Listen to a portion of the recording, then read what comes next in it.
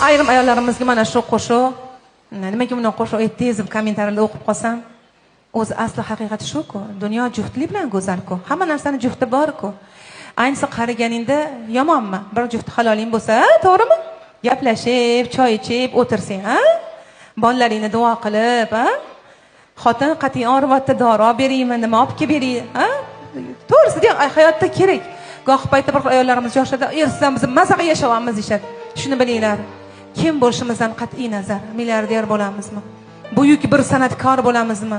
Kim bo'lishimizdan qat'iy nazar biz ayolimiz bir yelkaga muhtojmiz. Bizani qadrlaydigan, bir og'iz shirin gapiradigan, joning sog'mi deydigan insonimiz hamisha yonimizda bo'lsin. Albatta meni hayotimda ham ko'p sinovli kunlarimiz bo'ldi. Allohga hamd bo'lsin.